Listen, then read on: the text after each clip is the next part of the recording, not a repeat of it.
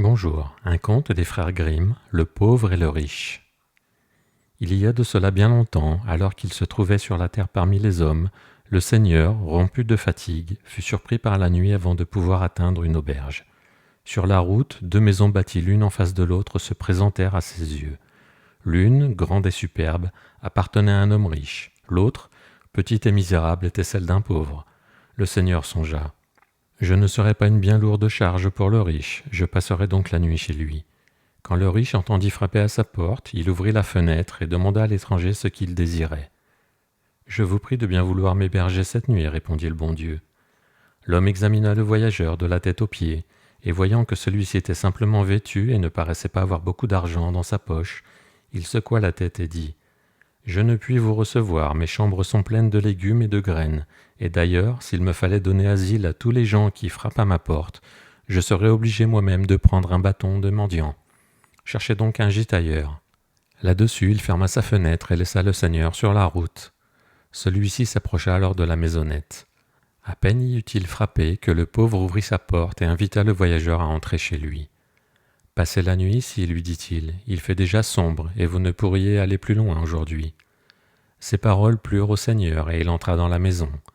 La femme du pauvre lui tendit la main et, après lui avoir souhaité la bienvenue, elle le pria de se mettre à son aise et de se servir. Elle ajouta qu'il n'avait pas grand-chose à manger, mais qu'il lui offrirait de bon cœur ce dont il disposait. Puis elle mit des pommes de terre sur le feu, et pendant qu'elle cuisait, elle alla traire sa chèvre pour compléter le repas avec un peu de lait. La table mise, le bon Dieu y prit place et mangea avec les braves gens. Lisant la satisfaction sur le visage de ses hôtes, il trouva délicieux ce modeste repas. Le souper terminé, l'heure du coucher arriva. La femme prit alors son mari à part. « Écoute, mon cher mari, lui dit-elle, nous allons dormir cette nuit sur un lit de paille pour permettre à ce malheureux voyageur de coucher dans notre lit et de se reposer.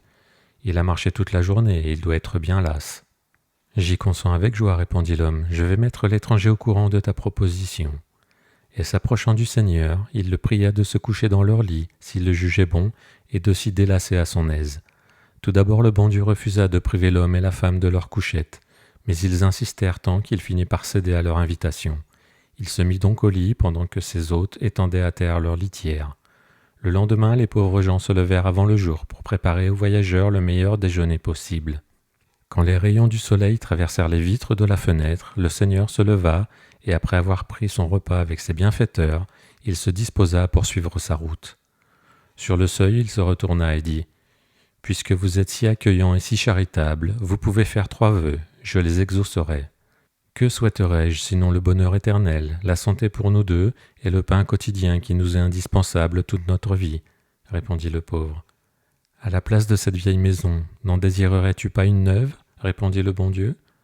« Oh oui, dit l'homme, si je pouvais en avoir une, j'en serais très heureux. » Alors le Seigneur exauça ses souhaits, et après lui avoir donné sa bénédiction, il s'éloigna. Il faisait déjà grand jour quand l'homme riche se leva. En se mettant à la fenêtre, il aperçut en face de la sienne une maison neuve et coquette, avec un toit de tuiles rouges, là où la veille se trouvait la vieille masure. Il ouvrit de grands yeux et appelant sa femme, il lui dit « Dis-moi donc, que s'est-il passé ? Hier soir, il y avait encore à cet endroit une misérable cabane, et maintenant une belle maison neuve la remplace. Traverse vite la route et demande comment cela s'est fait. » La femme obéit et interrogea le pauvre. « Hier soir, lui raconta-t-il, un voyageur est entré chez moi. Il cherchait un gîte, et ce matin, à son départ, il nous a accordé la réalisation de 3 vœux. Le bonheur éternel d'abord, puis la santé et notre pain quotidien en ce monde, et enfin une belle maison neuve à la place de notre vieille masure. » La femme du riche rentra en hâte chez elle et apprit à son mari comment tout était arrivé. « Je me mettrais bien en pièces, s'écria l'homme, si j'avais su cela. L'étranger s'est d'abord présenté ici. Il a demandé à passer la nuit chez moi, mais je lui ai opposé mon refus. »« Dépêche-toi d'enfourcher ton cheval, répondit la femme.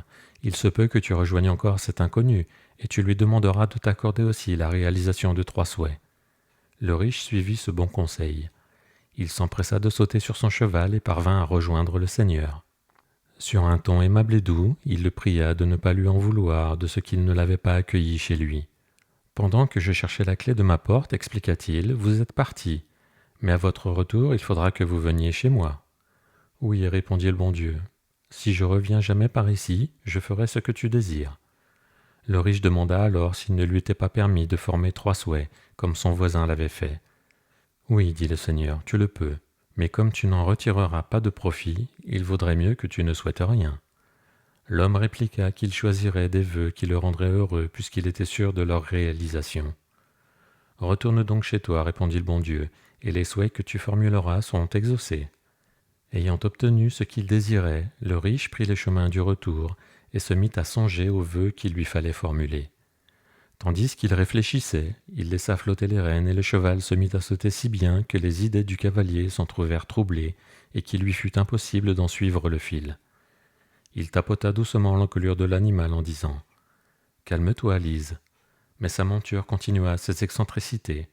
À la fin, impatienté, il s'écria avec colère « Je voudrais que tu te rompes le cou. » Il n'eut pas plutôt prononcé ces mots qu'il s'affaissa en même temps que sa bête qui demeura étendue immobile sur le sol. Elle était morte. C'est ainsi que se réalisa son premier souhait. Naturellement avare, il ne voulut pas abandonner la selle. Il en coupa donc les courroies et, l'ayant chargée sur son dos, il s'en alla à pied. Il reste encore 2 souhaits à faire, se dit-il pour se consoler. Il avança lentement sur la route sablonneuse. À midi, la chaleur brûlante du soleil l'indisposa.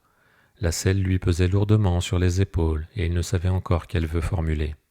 « Quand bien même je souhaiterais avoir toutes les richesses et tous les trésors de la terre, songea-t-il, il me viendra ensuite toutes sortes de désirs, je le sais d'avance. » Puis il ajouta avec un soupir. « Ah, si j'étais à la place du paysan bavarois qui avait aussi 3 souhaits à faire. Celui-là sut bien s'y prendre, qui demanda d'abord beaucoup de bière, puis autant de bière qu'il était capable d'en boire, et enfin un tonneau de bière par-dessus le marché. Parfois il croyait avoir trouvé, puis cela lui semblait encore insuffisant. Tout à coup il pensa combien sa femme devait se trouver à l'aise, assise dans une chambre qui ne manquait pas de fraîcheur. Cette idée excita sa colère, et, sans y prendre garde, il murmura « Au lieu que je sois obligé de porter cette selle, je voudrais que tu fusses assise dessus sans pouvoir en descendre. » Le dernier mot n'était pas plutôt sorti de ses lèvres que la selle avait disparu. L'homme comprit alors que son second vœu venait d'être exaucé. En dépit de la sueur qui coulait de son front à grosses gouttes, il se mit à courir vers sa demeure où il voulait se reposer et réunir tous ses efforts pour imaginer un dernier souhait d'importance. Parvenu chez lui, il vit, en ouvrant la porte, sa femme assise sur la selle et incapable de s'en débarrasser. Comme elle poussait des cris et des gémissements, il lui dit « Estime-toi heureuse, je vais demander pour toi toutes les richesses de la terre, tu n'as qu'à rester là. » Sa femme le traita de lourdeau, puis elle ajouta « À quoi me serviraient tous les trésors du monde s'il me fallait demeurer sur cette selle? C'est toi qui as souhaité que j'y fusse assise, c'est toi aussi qui dois m'en faire descendre. » Bon gré, mal gré, le riche demanda que sa femme fût débarrassée de la selle, et son vœu s'accomplit sur le champ.